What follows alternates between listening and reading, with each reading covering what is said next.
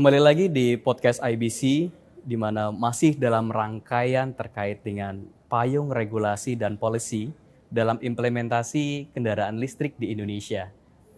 Pada sesi ini kita akan lebih banyak mendalami terkait dengan ekosistem kendaraan listrik khususnya roda 2 di Indonesia, termasuk juga terkait dengan riset-riset teknologi dalam ekosistem kendaraan listrik di Indonesia. Oke, kita lanjut diskusinya. Baik, Pak Agus. Jadi di sini kan tadi memang karena kita punya natural resource-nya untuk dibuat jadi baterai, tapi kita kan juga perlu membangun market-nya nih, Pak. Harus, Betul. harus. Nah, di sini kan kalau kita lihat ada 2 roda dan ada 4 roda nih sekarang yang memang menjadi target utama kendaraan listrik. Nah, kalau 4 roda mungkin seperti yang Pak Agus sampaikan tadi nih, Pak. Harganya masih almost 2 kali lipat lebih gitu ya dibandingkan mobil biasa yang sejenis. Oke. Sementara kalau untuk motor listrik sekarang yang beredar di masyarakat, ini harganya sudah bervariasi nih. Mau yang segmen 10 sampai 20 juta ada, 20 sampai 30 juta ada, lebih dari 30 juta juga ada. Jadi rasa-rasanya untuk tahap ini mulai berangkat lebih awal itu dari yang sektor two-wheelers EV nih Pak, atau motor listrik gitu ya. Nah, di sini bagaimana Bapak melihat itu nih untuk di segmen two-wheelers dan juga infrastrukturnya juga ini? Gini, two-wheelers itu kan sekarang, saya kebetulan terlibat di kelompok-kelompok untuk membahas kemacetan, membahas lalu lintas. Jakarta sudah nyaris gridlock atau macet total. Nah, sekarang kalau kita bicara dengan two-wheelers, saya punya two-wheelers itu tahun 2017. Masih ada sampai sekarang, sudah ganti 2 baterai, akhirnya saya diemin. Karena mahal baterainya. Ya. Waktu itu harganya, kalau mereknya Casio orang. Jadi kalau beli itu harganya waktu itu 13 juta. Ya kan? Tapi si baterainya 4 juta.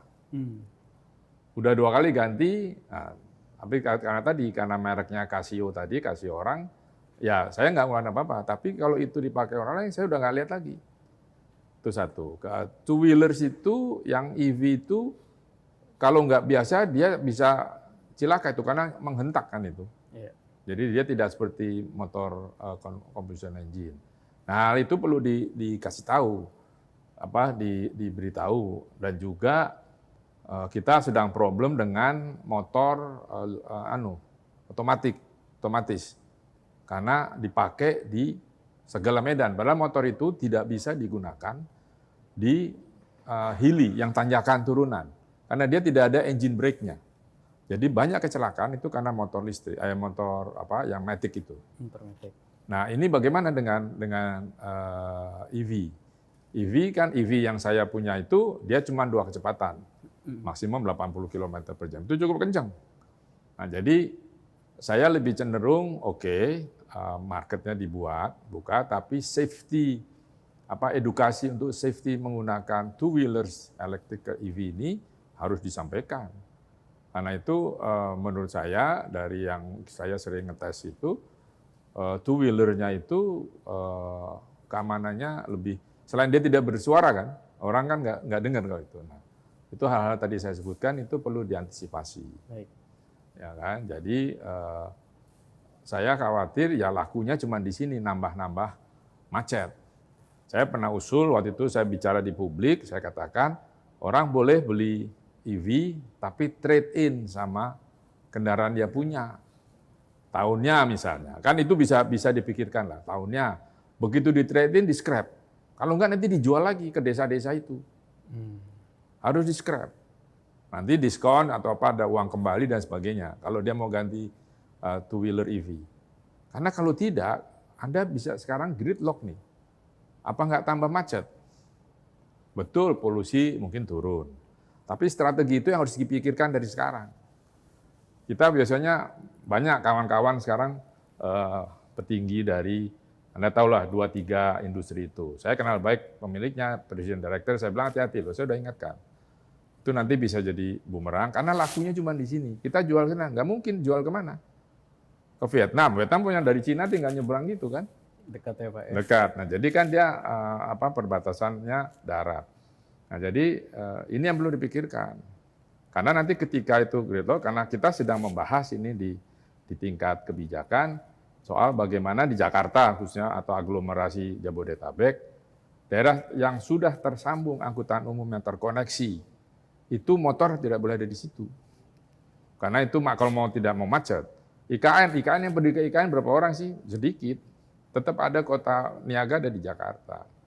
Nah, ini yang mesti dipikirkan oleh IBC juga dalam membahas persoalan pembuatan two-wheelers maupun policy-policy-nya. Policy. Kalau enggak nanti bertabrakan dengan polisi kebijakan yang dibuat oleh Kementerian Perhubungan, Kementerian Menko-nya, dan juga kepolisian. Oke. Itu yang mesti diantisipasi dari sekarang. Baik. Saya coba mau tarik sedikit tadi terkait dengan pengalaman berkendara Pak Agus di two-wheelers EV atau motor listrik tadi Pak. Dan saya rasa ini pain point yang sama dengan masyarakat umum sekarang Pak. Terutama tadi terkait dengan baterai. Jadi baterai ini saat ini menyumbang hampir 40% dari harga ya. motor tadi gitu ya. Dan juga sekarang ini di Indonesia nih buat teman-teman semuanya juga, di Indonesia ini motor listrik nih udah lebih dari 30 brand Pak di Indonesia. 30 brand? Lebih dari 30 itu brand. Itu termasuk sepeda listrik? Ini motor listrik Pak. Motor aja? Karena motor kan ada sepeda. Yang sudah memiliki SUT Pak ya, atau surat-surat uji tipe dan sebagainya itu udah lebih dari 30 brand.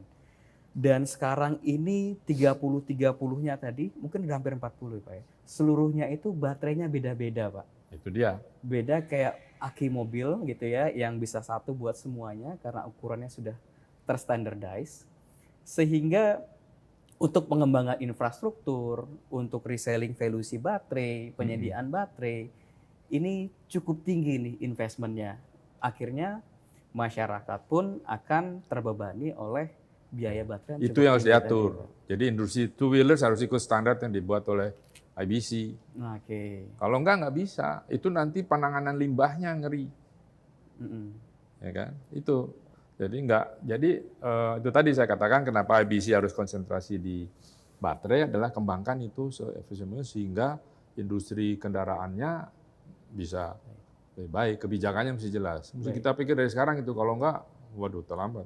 Berarti pengembangan teknologi baterai itu termasuk nanti arahnya kepada penyeragaman baterai tadi Pak, yang tentunya harus didorong oleh regulasi dan peraturan. Kan industri brand mau kendaraan mau masuk Indonesia, Anda harus spesifikasinya. Nah, kan kalau kita beli peralatan elektronik kan juga sama. Jadi kalau itu tidak, dan itulah di situ kekuatan IBC untuk mengatur. Gitu. Cuman masalahnya di tingkat kebijakan itu interest dari masing-masing orang itu antara pemilik tambang, pemilik industri itu beda-beda. Nah, itu PR tuh di Indonesia, karena kebanyakan orang kita 300 juta hampir. Kalau Filipina kan cuma berapa, Thailand berapa, jadi lebih mudah. Dan ada raja di Thailand.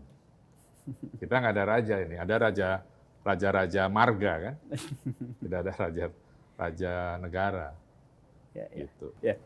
Baik Pak Agus, menyambung sedikit tadi pentingnya penyeragaman baterai untuk dua roda Pak, gitu ya.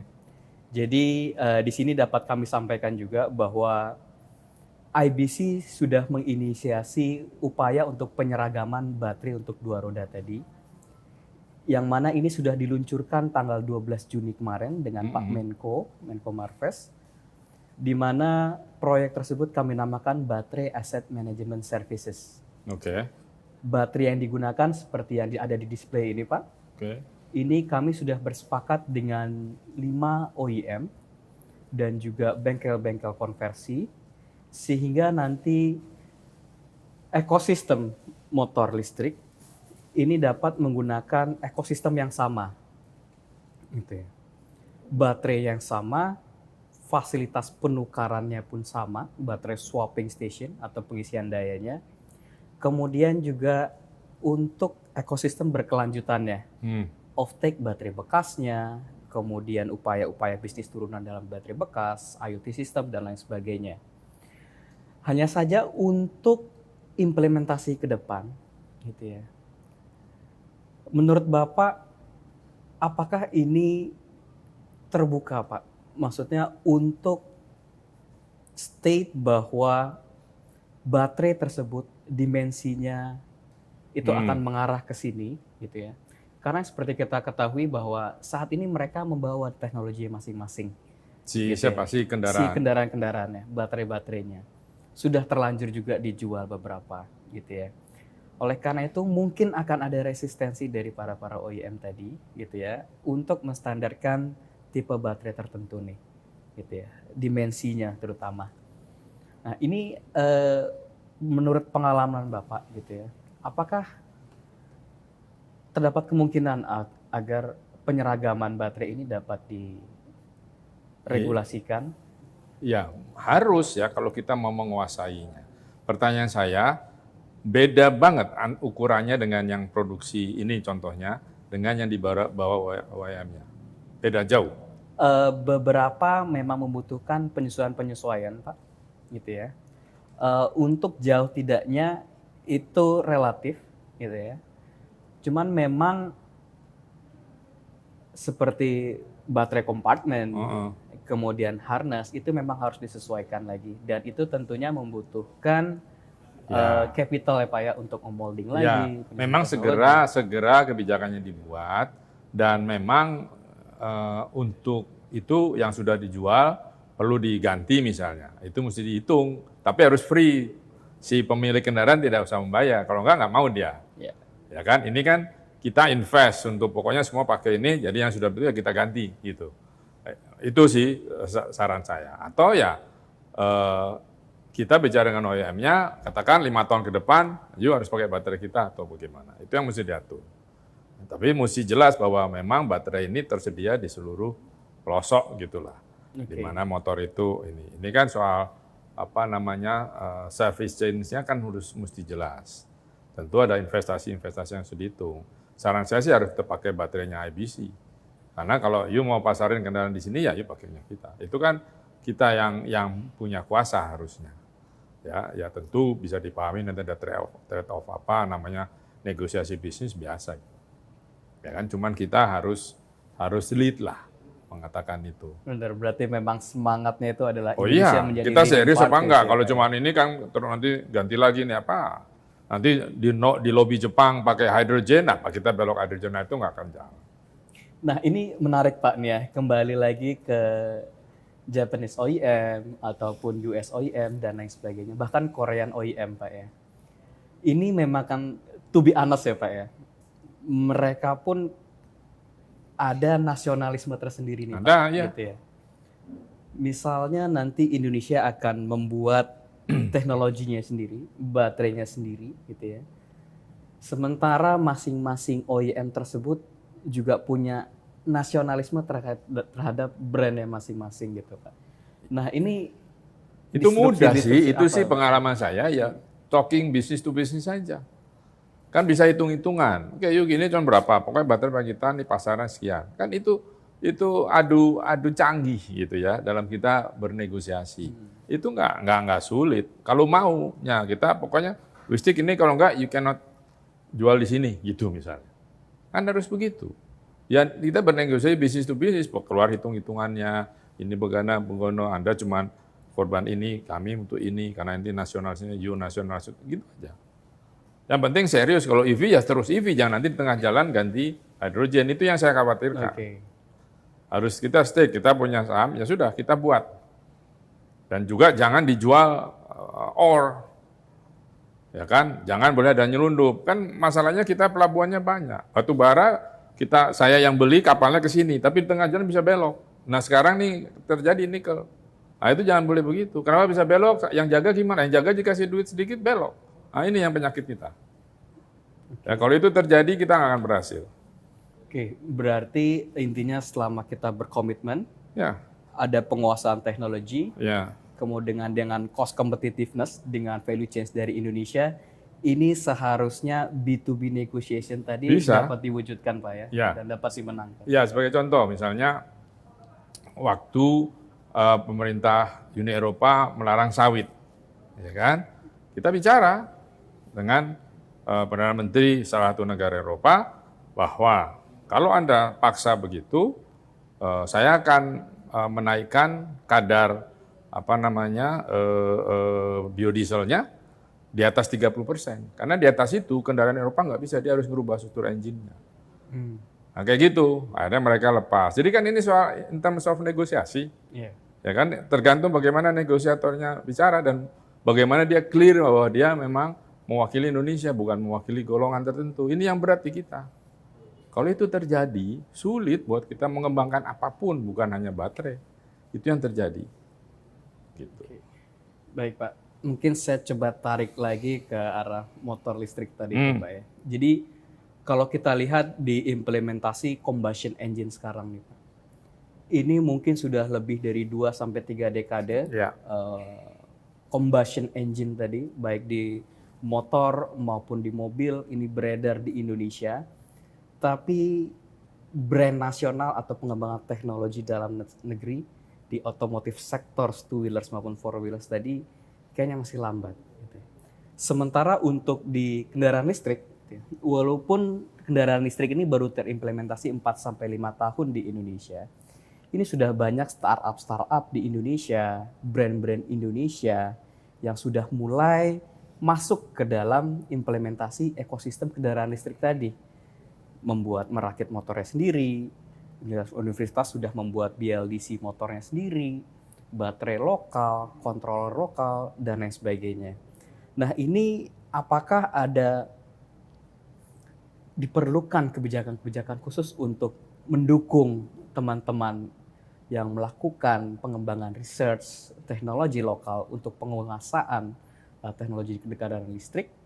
Karena ini sepertinya momentum juga nih Pak buat Indonesia bahwa kita bisa nih di EV gitu ya. Setelah era combustion engine ini kita lewatkan mungkin gitu Pak. Ya, ini aturannya harus holistik ya. Gini, Amerika itu memusatkan teknologinya yang soal internet, EV atau engine-engine lainnya, elektronika, itu kan di LA situ. Jadi sekolahnya yang bidangnya itu di situ, ya kan, industrinya di situ. Jadi selesai meneliti segala macam, Silicon Valley itu kan di sekitarnya banyak perguruan-perguruan tinggi state university yang di situ, yang memang menulis. Jadi harus kita nih nyebar kemana-mana sekolahnya. Kan sekolahan itu ada yang negeri, ada yang swasta status mulai terdaftar, mulai diakui sampai terdengar kan ada di kita. Terdengar aja itu ada sekolah. Jadi tidak ada standar. Jadi dari sisi pendidikan itu harus diatur. Sekolah mana? Seperti IPB, pertanian. Ya kan? Atau apa? Nah sekarang cari mana? Supaya di situ yang mengembangkan. Kasih beasiswa anak-anak yang tertarik itu masuk sekolah itu. Sehingga kalau nyebar gini agak sulit kebijakannya. Ya kan? Sumbernya juga berbeda. Tapi sekali lagi kalau Anda tanya, iya kebijakannya harus dibuat. Harus dibuat. Asalkan diharmonisasi, jangan sampai kena kebijakan lain akhirnya terhalang program ini. Itu niat itu memang harus dibina, tidak oleh hanya perusahaan tapi oleh pemerintah. Misalnya IBC nyebar aja di perguruan tinggi mana yang anak-anaknya itu memang minatnya ke situ. Ya kan? Ya sudah, itu misalnya dikasih beasiswa apa kali kerja, dia meneliti apa, dikasih proyek ketika dia mahasiswa, dia bikin apa gitu. Jadi R&D-nya jalan, ya kan? Itu yang menurut saya bisa dilakukan. Karena kita kalau serabutan gitu agak susah kontrolnya, ya kan? Seperti apa sih mobil pakai angin atau pakai apa itu dulu, atau matahari atau apa gitu lah. Itu kan nggak jadi wujudnya, hanya sebagai research saja. Nah kita nggak mau, zaman segini masa riset terus. Riset harus jadi, harus ada yang mengadopt. Itu riset baterai aja, harus kita adopt. Kalau mobil, udahlah. Kita paling jual di kita aja. Sama Thailand tadi Anda sampaikan, ya udah nggak ini ya, gitu. Udah bikin itu riset, biayai risetnya, anak itu kerja pakai ikatan dinas, 10 tahun, 15 tahun, kembangkan. Jadi tesis dia ini, bagaimana membuat the smallest batteries, tapi the strongest, gitu kan. Itu kan yang harus kita cari. Nah, untuk itu kita tetapkan peraturannya kayak kebijakannya kayak kan kalau sekarang bisa pakai TJSL kalau di BUMN itu kan bisa. Tapi harus dikonsep, kalau nggak terpecah-pecah gitu susah. Nanti Akhirnya seperti sekarang hanya terbatas pada riset, dilombakan, iya dilombakan, ya udah selesai. What next? Kan kalau di negara lain kan itu langsung dipatenkan, lalu dia digunakan oleh industrinya. Continuity-nya. Iya. Kalau sekarang kan ya udah nanti anaknya kerjanya sekolah di elektronik, di jurusan listrik misalnya, tapi tiba-tiba kerja di bank. Kan jadi enggak, kita kan begitu. Ada sekolah apa, semua lulusannya bisa kerja di mana-mana, bisa jadi wartawan. Di sini banyak nih lulusan perguruan tinggi, nggak usah saya sebut. Itu banyak dari situ, padahal di sekolahnya bukan jurnalis gitu. Baik. Nanti akan gitu. Jadi itu akan lebih sulit, mendingan kita spesifik aja. Perguruan tinggi mana, nah siapa yang berminat masuk itu, kasih beasiswa, tarik. Gitu. Jadi dia di situ tugasnya mulai papernya, tesisnya, semua soal baterai misalnya. Atau mau two-wheelers atau apa. Ya ini emang menarik Pak, jadi memang biasanya itu value of the dead dari research itu adalah komersialisasinya. Iya. Gitu ya. Ya, semua kan gitu. Riset kalau nggak ada ya sudah tempat hasilnya ditumpuk di gudang tinggi, papernya udah. Yang kita mau kan dia dipakai oleh industri, kasih paten. Jadi sampai meninggal dia nggak usah kerja dapat gaji dari patennya kan gitu. Iya. Gitu. Ini menarik sekali nih Pak Agus Pak ya. Tapi memang karena ada keterbatasan waktu Pak, Ya. kita coba recap sedikit. Jadi di diskusi hari ini sudah ujung ke ujung nih kita bahas terkait dengan kebijakan publik Pak. Tadi kita coba mulai dari supply side-nya, dari demand side-nya, teknologi, kemudian juga terakhir terkait dengan research ya, dan juga bahkan untuk two-wheelers nih penyeragaman gitu ya. Nah ini mungkin untuk merekap semuanya Pak gitu ya. Menurut pandangan Pak Agus Pambagio Pak, ini apabila payung-payung regulasi kebijakan-kebijakan tadi sudah terimplementasi di Indonesia gitu ya. Sekarang ini kan sudah lebih dari 7 regulasi beredar di Indonesia untuk EV gitu ya. At least we are in the right track gitu ya. Walaupun memang ada lesson to learn yang perlu kita kembangkan gitu ya. Bagaimana pandangan final Pak Agus terkait dengan gini, semuanya memang bermula dari peraturan. Peraturan lalu muncul kebijakan gitu ya. Bahkan sekarang lagi musim namanya reverse policy. Policy dibuat sesuai kebutuhan sana. Nah, sekarang ini yang penting kan kita mau, kalau ini acaranya IBC, saya pengen sekali lagi bilang bahwa konsentrasi di baterai. Soal aplikasinya, kalau ini lagi musim merger holding, yaitu di subholdingnya gitu ya, kalau bikin two-wheelers apapun. Tapi sekali lagi itu di baterai. Jadi kebijakannya harus diikuti dengan implementasinya dengan baik. implementasi? Karena kalau kebijakan saja, biasanya di kita itu kebijakan ya sudah di demand saja. Atau nanti bikin apa lagi, bikin apa. Jadi harapan saya dari kebijakan itu tumbuhlah suatu produk gitu ya yang dijual, yang lalu bisa dinikmati oleh publik. Itu esensi dari kegunaan sebuah kebijakan. Kalau tidak ya sekedar peraturan saja. Ya kan ya seperti biasa tidak dikerjakan. Nah, ketika membuat peraturan itu tolong harmonisasikan dengan peraturan lain yang terpayungi atau termasuk di situ, supaya tidak terjadi persoalan ketika implementasinya dikerjakan. Itu juga kelemahan kita biasanya di kebijakan. Ini sudah itu jalan. Jadi be concentrate saja pada produk sehingga ya terus jalan, bisa diawasi, kurang ditambahin apa, kepatuhannya dirubah terus gitu ya. Juga insentif, yang perlu insentif karena teknologi konservasi energi itu mahal. Mahal itu mau dibebankan ke siapa? Ke pemerintah atau ke konsumen. Ini hal yang kita bahas di Semarset Mesir kemarin COP27. Kebetulan saya moderatori beberapa sesi, itu ke situ. Jadi ini mahal. Jadi harus, ini kan juga mahal, ini masih mahal. Ya kan? Jadi konsentrasi aja di isu, lalu jalan ke depan. Apapun jalan kita review. Sehingga kita bisa jadi produsen EV terbesar lah, terkuat. Soal ini yang mau bikin two-wheeler, silakan. Karena dari kendaraan itu bukan hal mudah terus terang. Oke. Itu aja. Baik, terima kasih banyak Pak Agus Pambagio. Jadi memang penguasaan value chains, penguasaan teknologi, dan juga pengembangan riset ke depannya ini memang harus didorong Dan sepenuhnya. marketingnya loh, jangan lupa Anda bikin nggak bisa jual gimana? Dan marketnya ya Pak ya. Iya. Dan ini semua memang harus didorong penuh gitu ya melalui kebijakan-kebijakan, regulasi-regulasi, kemudian juga minat dari masyarakat pun harus tumbuh gitu ya. Kita tumbuhkan bersama Ya. sehingga ekosistem terintegrasi ini dapat terwujud dengan baik sehingga Indonesia bisa menjadi center of gravity-nya EV nih ke depan. Ya, satu lagi saya agak lupa tadi. Kita kan mau konversi. Betul. Hati-hati dengan konversi karena itu mereknya punya orang. Nanti ada yang iseng bisa dituntut nanti. Oke. Itu pastikan dulu ya, kebijakannya pastikan dulu. Baik, Itu aja. baik. Oke. Baik, terima kasih banyak Pak Agus Pambagio Pak atas waktu dan Sama-sama. kesempatan pagi ini Pak. Mudah-mudahan diskusi pada pagi hari ini bermanfaat buat teman-teman semuanya.